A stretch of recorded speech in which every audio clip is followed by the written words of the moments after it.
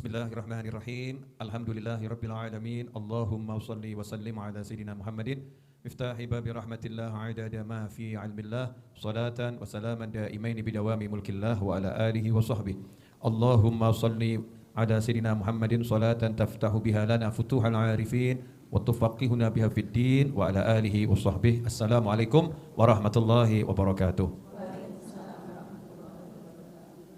Ibu-ibu, mbak-mbak, kawan-kawan, sahabat-sahabat, dan pemirsa dimanapun antum berada, alhamdulillah sore hari ini di pengajian Rebu sore Majlis Ar-Raudhah khusus untuk kaum wanita, kita bisa duduk bersama sehah wal afiyah.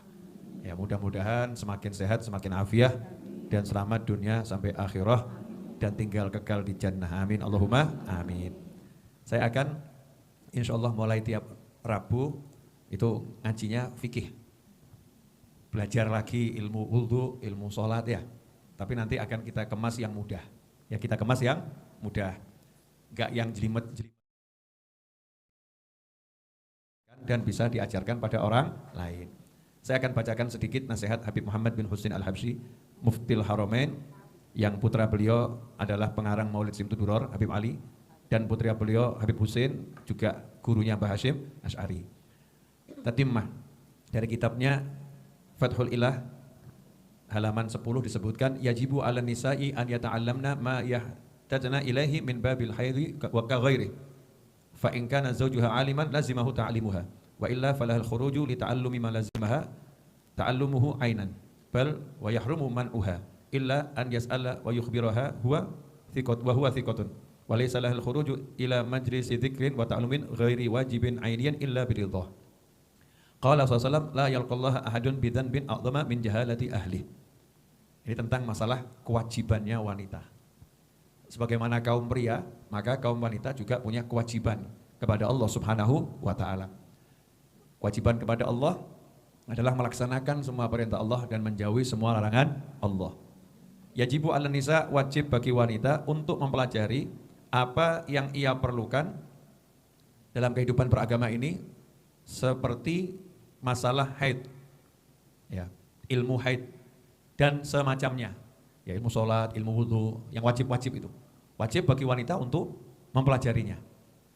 Fa in kana zawjuha aliman, kalau suaminya alim, paham betul ilmu sholat, ilmu wudhu, ilmu haid, ilmu puasa, paham betul alim, maka wajib bagi suaminya untuk mengajari istrinya.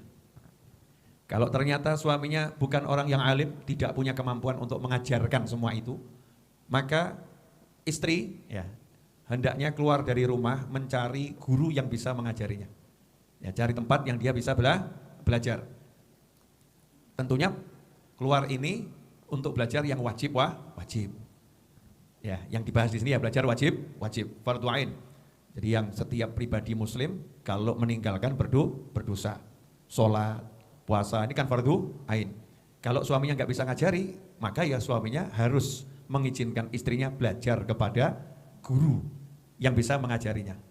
Bahkan bal wa yahrumu man'uha, kalau suaminya melarang istrinya keluar dari rumah untuk belajar ilmu fardhu ain, ilmu sholat, ilmu puasa, ilmu wudhu, ilmu tentang haid, ini kan termasuk fardhu ain, karena kalau sampai haid kan banyak yang dilarang.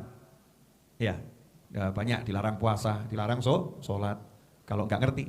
Kemudian kalau udah suci kan jadi wajib sholat. Kalau Ramadan wajib puasa. Banyak hal terkait dengan haid. Kalau suaminya melarang, maka suaminya berbuat dosa, dan itu dosa besar. Karena dosa menyebabkan istri tidak bisa menjalankan kewajibannya dengan benar dan baik. Ya, kecuali kalau misalnya suaminya nggak bisa ngajarin, wa illa an yas'ala wa yukhbiraha wa huwa thiqatun. Hendaknya suami ini nanya sama orang yang bisa dipercaya. Jadi suaminya yang belajar. Suaminya enggak alim, tapi belajar. Dek, bab haid ya, sebentar. Saya tanyakan dulu sama Habib Muhammad bin Husain Al-Habsyi. Habib Muhammad kan ahli fikih, ya ahli fikih. Belajar matang ilmu fikih. Saya tanya dulu sama Habib Muhammad bin Husain Al-Habsyi. Nanti saya jelaskan sama kamu. Nah, kalau memang suaminya mau seperti itu, maka suaminya boleh ngelarang istrinya. Kamu enggak boleh keluar belajar ilmu haid. Saya emang nggak bisa ngajari, saya nggak alim, tapi saya akan nanya, saya akan belajar, saya akan ngajarin kamu. Nah ini boleh melarang istrinya keluar. Tapi kalau ternyata nanya nggak mau, ilmu nggak punya, main larang-larang, haram melarangnya. Ya, haram bagi suami melarang istri belajar ilmu yang fardu ain. Beb, saya dilarang suami belajar baca Al-Quran. Kalau dilarang belajar baca Al-Quran, tidak apa-apa, karena bukan fardu ain. Tapi kalau dilarang belajar baca surat Al-Fatihah, nggak boleh. Karena surat Al-Fatihah itu setiap muslim yang sudah baligh wajib menghafalkannya, membacanya dengan benar. Kenapa? Karena sholat harus pakai surat Al-Fatihah. Ini bagian dari belajar ilmu sholat. Jadi harus. Ya, kalau suaminya mau ngajarin, walaupun nggak alim tapi belajar betul ya. Oh ajari, nggak mau nanya dia, gaya alim nggak boleh. Oh jelas nggak tahu kok gaya. Saya searching YouTube dulu, nggak boleh. Karena YouTube tidak bisa menjadi guru. Yang banyak kan potongan-potongan gitu ya, nggak detail. Suaminya harus nanya dulu sama yang ahli, kalau dapat dari YouTube ya dia konfirmasi dulu sama yang ahli, yang paham, dia paham baru diajarkan ke istrinya. Kalau suaminya mau begitu, suaminya boleh melarang istrinya. Tapi kalau nggak begitu, haram bagi suami melarang istri. Jadi kalau sampai istri dilarang sama suami, maka suaminya dosanya luar biasa. Kemudian, walaysa lahul khuruj ila majlisi dzikrin wa ta'allumin, dan seorang istri ya nggak boleh keluar menuju majlis dzikir atau majlis ilmu yang hukumnya bukan ilmu fardu ain, wajib ain. Majlis dzikir seperti pengajian Rebu sore ini ya, bukan untuk belajar fardu ain, bukan belajar sholat, bukan belajar wudhu, mungkin belajar untuk nambah-nambah pengetahuan, menenangkan hati itu ya. Tidak boleh seorang istri keluar ke majelis yang seperti ini. Mau majelisnya Habib Novel, majelisnya Habib Syekh, ya majelisnya Fulan, Ustadz Fulan, Kiai Fulan, kemudian Bunyai Fulan. Bukan untuk belajar ilmu yang wajib, untuk mencari ketenangan hati, tambahan pengetahuan. Tapi bukan belajar yang wajib ain, bukan. Maka tidak boleh istri keluar tanpa izin suami. Jadi ada dua perkara. Yang pertama, yang suami haram melarang istri keluar. Yang kedua, istri haram keluar ya kalau tidak izin suami. Judulnya sama-sama cari ilmu. Seorang istri keluar cari ilmu, ya bisa jadi haram dia, bisa jadi kalau suaminya melarang, suaminya haram. Yang bagaimana? Kalau istri keluar cari ilmu yang fardu ain, betul-betul gak paham, ilmu sholat, ilmu puasa, ilmu wudhu, ilmu baca surat Al-Fatihah, ilmu haid, ilmu bersuci, menghilangkan najasah ya. Bagaimana cara istinja, ini kan bagian dari fardu ain. Wajiban yang harus dia jalankan pribadi, karena kalau dia mengotori diri dengan najis, hukumnya dosa. Kalau dia nggak bisa bersuci dengan betul, nanti sholatnya tidak sah. Kalau keluarnya untuk ilmu yang wajib begini, maka suami haram menghalangi istrinya cari ilmu seperti itu. Kecuali kalau suaminya alim dan mau mengajari. Atau suaminya nggak alim tapi mau belajar dan mengajarkan kepada istrinya. Maka boleh suaminya melarang. Cukup jelas ya? Tapi kalau istri mau keluar ke majelis sholawat, majelis maulid, majelis tahlil, majelis dzikir, majelis yasinan, ya majelis apapun itu, bukan belajar ilmu yang fardu ain, bukan ilmu wajib. Haram keluar dari rumah tanpa izin suami. Harus izin suaminya. Kalau suaminya mengizinkan, maka suaminya juga dapat pahala. Enak betul ya jadi laki-laki ya. Modal izin ganjaran. Tapi kalau sembarangan ngasih izin ya siap tanggung dosa. Istrinya berangkat cari ilmu jam 12 malam diizinkan. Iya. Kan cari ilmu bib, ya jam piro dul gitu kan ya. Jam berapa? Jam 12 malam. Ada batasan dalam syariat ini, kapan keluar yang aman dalam syariat. Kapan keluar yang bisa menimbulkan fitnah. Ya kecuali kalau belajarnya keluarnya rombongan sama anak-anaknya gitu kan ya, lain. Keluar sendiri naik motor jam 12 malam, kenapa? Nyari ilmu. Masya Allah. Di mana? Rumahnya fulanah. Itu harus hati-hati, tanggung jawab tuh suaminya dalam memberikan izin. Jadi kalau cari ilmu saja yang ilmu sunnah gak dapat ridho Allah tanpa izin suami, apalagi ke pasar. Ke pasar, suami dilupakan, Masya Allah. Jadi ketika istri itu merasa gak punya suami kan ngeri ya. Ya seperti kucing, keluar masuk gak pakai izin. Merasa punya suami kan kalau kemana-mana izin. Kadang-kadang suaminya yang malas diizini. Ruwet banget sih. Izin terus itu. Udah kamu saya kasih izin global. Terus tinggal metu tak izin, oh Masya Allah. Tidak bisa begitu. Ya, kenapa? Nanti ternyata istrinya keluar maksiat. Wah, sudah diizini suaminya ikut bermaksiat. Tanpa bermaksiat ikut bermaksiat dapat dosanya. Nah, itu fungsinya izin. Ya, kalau emang ngasih izin global, kalau ke pasar sudah saya izinkan. ke ini saya izinkan. Ya, cukup laporan saja. Keluar ke pasar, mungkin suaminya sibuk gitu kan ya. Suaminya guru, ngajar online atau ngajar di kelas. Tiba-tiba mau ngajar, istrinya telepon, Mas izin dulu ya, Mas izin dulu ya. Nah, itu juga merepotkan. Artinya apa ya? Enggak kaku, tapi yo ojo mbok gawe lo lemes gitu ya. Lentur saja. Nah, syariat itu mudah, jangan dibuat sulit. Tapi ya jangan mudahkan. Dikasih aturan minta izin ini banyak manfaatnya. Ya, manfaatnya menunjukkan tanggung jawabnya di hadapan Allah ada pada suami. Yang kedua, untuk menunjukkan kalau bahwasanya istri itu punya suami. Ada pelindung gitu ya, ada yang bertanggung jawab. Lah kalau kabeh sakarepmu. Bedanya apa punya suami sama enggak punya suami? Ya pentingnya di situ izin. Nah, ini kadang-kadang kalau dibilangi sama suaminya, "Dah, kamu enggak usah ke pengajian, duduk saja sama saya, mijetin saya." Mesti ngomong, "Yo, alasan saja kamu itu minta pijet saja kok.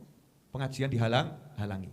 Padahal itu mijetin suami, ya pahalanya besarnya luar biasa. Tidak saya katakan lebih besar dari pengajian, enggak loh ya. Tapi pahalanya besarnya luar biasa. Artinya apa? Daripada capek-capek keluar, ya dapat pahala, kan lebih baik di rumah dapat pahala. Pengajiannya zaman sekarang, mana sih yang enggak online? Ya udah hari ini nggak usah ke tempat Habib Novel, ya Mas berdua ya sambil tak pijetin kita ngaji. Alhamdulillah justru bisa ngajak suaminya ikut ngaji sambil pijet, kan ya luar biasa. Berikutnya diantar sama suaminya, "Dik, kalau kemarin kamu tak larang karena saya minta pijet, sekarang kamu tak antar karena kemarin sudah mau mijetin saya." Masya Allah, itu kan indahnya luar biasa. Nah, kadang-kadang enggak nih, bab yang seperti dianggap enteng. Ngaji kon golek jaluk izin. Masa saya mau pengajian saja harus izin suami? Kan mau cari pahala. Judulnya kan tambahan ilmu ya. Tambahan ilmu kan tambahan pengetahuan, tambahan pahala. Lihat bagaimana ada barokah ilmunya. Kalau memang gak ikuti aturan ya Allah Subhanahu wa ta'ala. Ini penting ibu-ibu. Jadi ibu-ibu sebelum kesini ya izin sama suami. Saya yakin kalau di sini semua ini jin-jin semuanya. Ya, sudah izin maksudnya begitu ya. Nah, insya Allah sudah izin semua. Alhamdulillah. Naam. Walaysa lal khuruj ila majlis dzikrin wa ta'allumin ghairi wajibin ainiyin illa biridhah. Tadi ya, enggak boleh keluar ke majlis dzikir, majlis ilmu yang bukan fardu ain kecuali dengan ridhonya suami. Qala sallallahu Rasulullah sallallahu alaihi wasallam bersabda, "La yalqallaha ahadun bidzanbin a'dhama min jahalati ahli." Tidaklah seseorang kepala rumah tangga, suami, nanti ketemu sama Allah Ta'ala membawa dosa yang lebih besar daripada dosa bodohnya istri dan anak-anaknya. Jadi kalau sampai nanti dia pindah ke akhirat, ternyata istrinya, anak-anaknya tidak tahu ilmu sholat, nggak tahu ilmu wudhu, ya nggak tahu ilmu puasa, nggak tahu ilmu tauhid tentang mana yang buat murtad, mana yang menyelamatkan diri agar tidak murtad. Kan ada itu ilmu tauhid juga fardu ain, harus dipelajari. Nah, ternyata istrinya nggak pernah diajarin, anaknya nggak pernah diajarin. Nanti suami yang semacam ini di akhirat itu membawa dosa yang paling besar, yaitu dosanya. Dosa yang paling besar yaitu keluarganya nggak diajari sholat, nggak diajari wudhu. Nah, kadang-kadang nih ibu-ibu juga menjadi ikut andil terhadap dosanya suami. Kenapa? Anaknya diajari sekolah, diajari bangun pagi, tapi nggak diajari subuh pagi. Nggak diajari sholat subuh. Anaknya diajari ya untuk gosok gigi dan lain sebagainya. Bahkan nyanyi diajari, tapi Al-Fatihah nggak pernah diajari. Nyanyinya disimak, jangan sampai salah. Malu nanti mama. Ngajinya nggak pernah disimak. Itu nanti juga istri yang model begini sama anaknya dituntut di akhirat. Ibu yang model begini dituntut sama anaknya di akhirat. Naudzubillah min dzalik. Wa qala al-Imam al-Ghazali fil Ihya.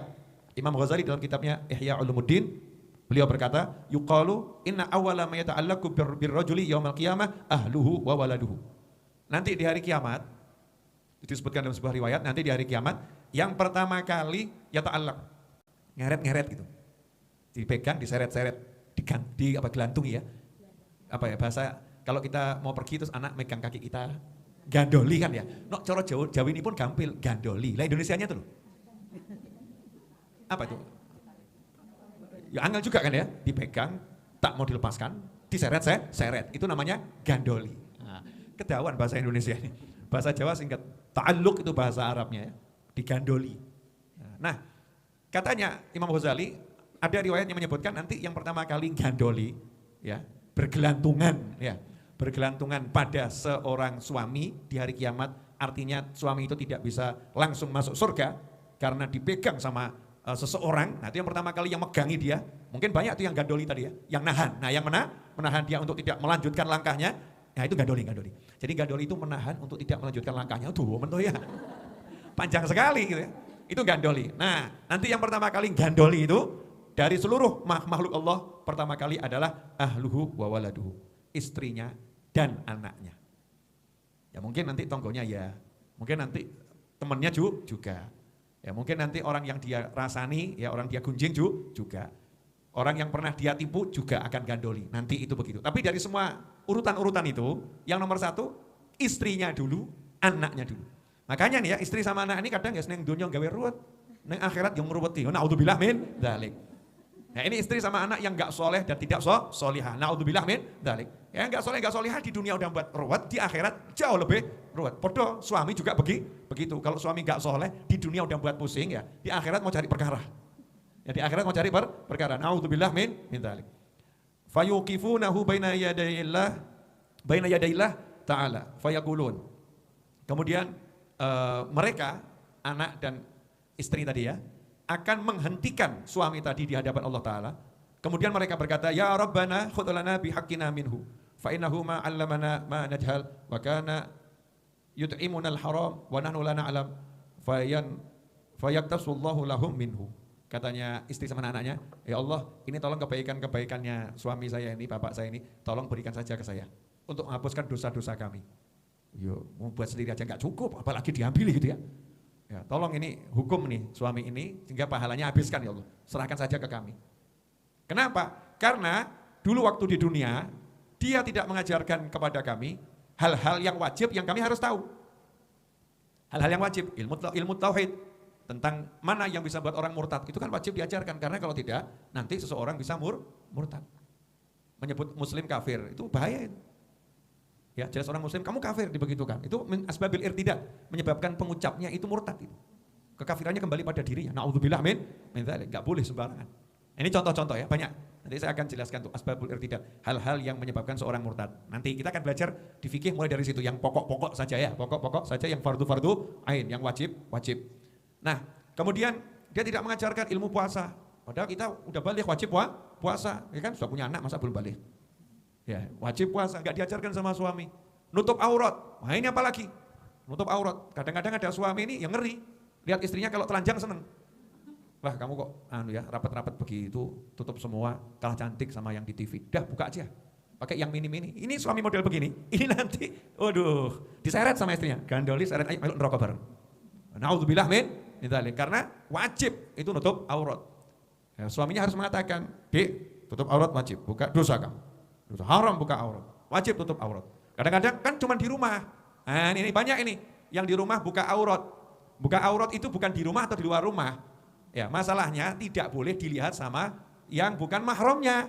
Gak boleh dilihat sama adik iparnya, gak boleh dilihat sama kakak iparnya. Kadang tinggal satu rumah, ada adik iparnya, ada kakak iparnya, gak pakai jilbab. Dilihat sama laki-laki, adik ipar laki-laki, haram hukumnya.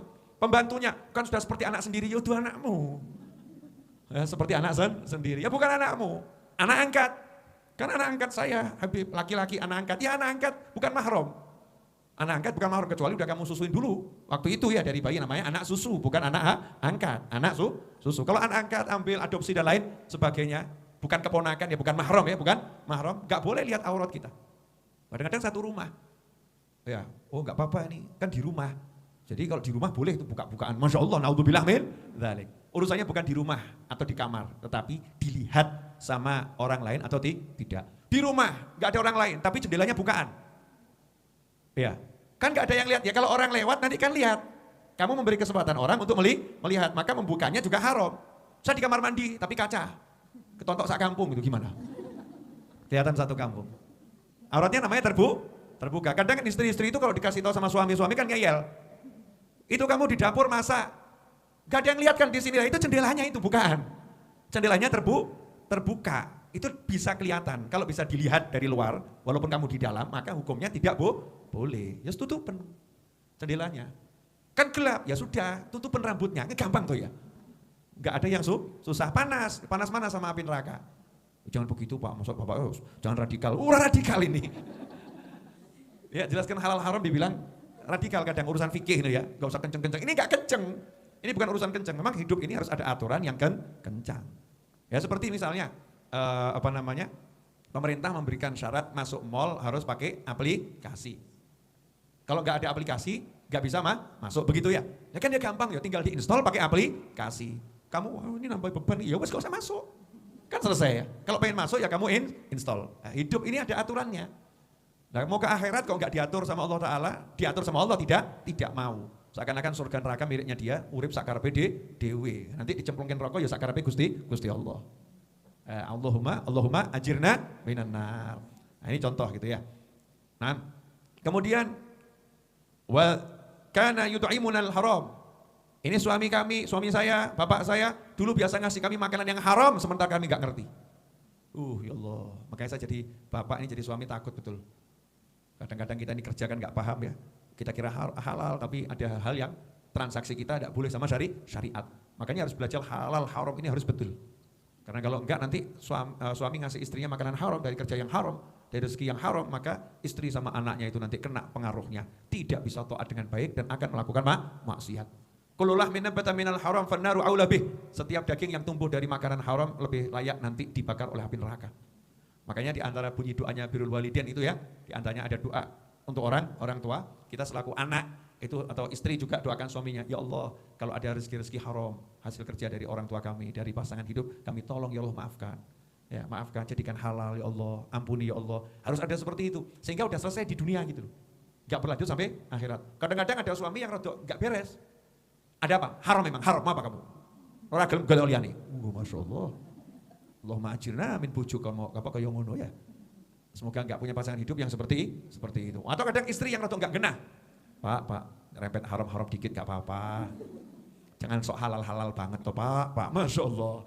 Ini istri model begini jangan dituruti. Ya di dunia begini, di dunia udah nyeret ke haram, ya nanti di akhirat nyeret ke neraka. Sama tadi. Mas, buka rambut dikit aja kok gak boleh. Ini kan ada yang model begitu tuh. Naudzubillah min dzalik. Saya yakin bukan ibu-ibu yang ada di sini ataupun di sana. Entah di planet mana, wallahu a'lam. Nah, fayaktasullah lahum minhu. Maka Allah akan mengkisos tuh, diambil pahalanya diberikan pada istri dan anaknya. Kalau ternyata pahalanya habis, dosa istri dan anaknya dikasihkan kepada suaminya. Ngeri. Akhirnya bareng-bareng nyemplung neraka. Naudzubillah min dzalik. Allahumma ajirna minan nar wa minhum ya arhamar rahimin. Nah ini enggak terasa ini. Mas Seto, jam berapa Mas Seto sekarang?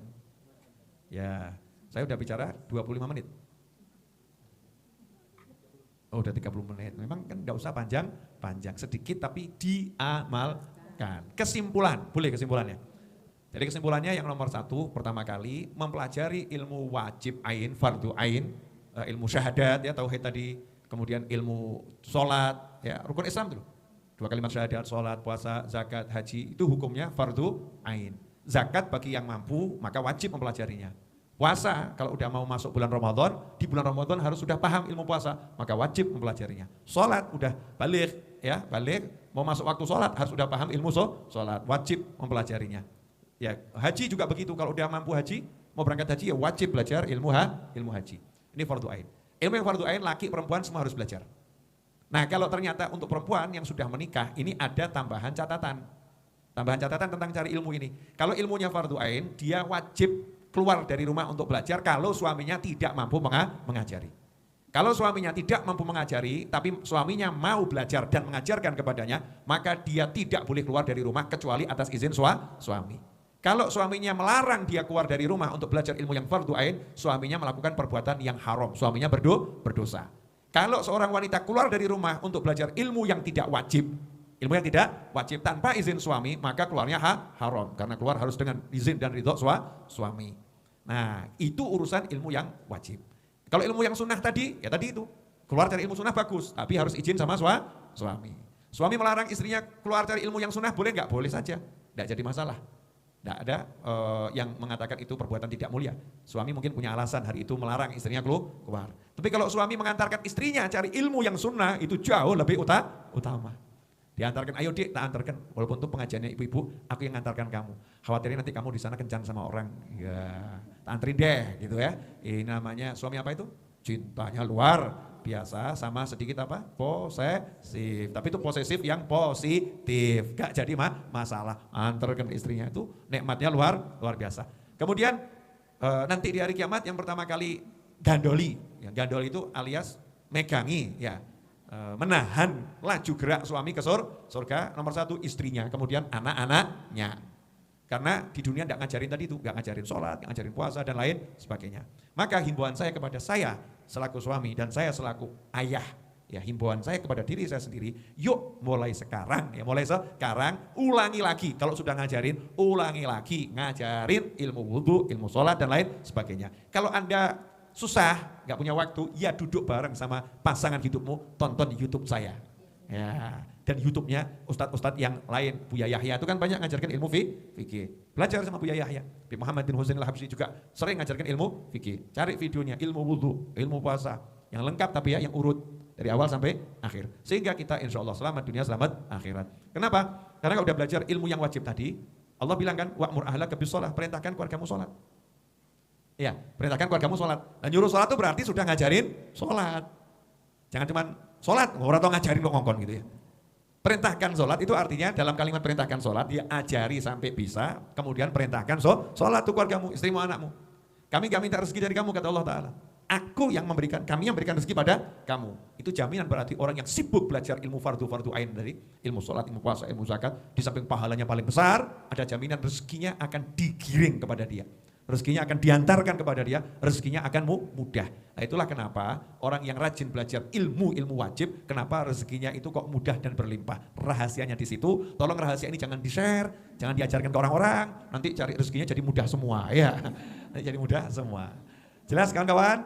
Alhamdulillah. Jazakumullah khairan.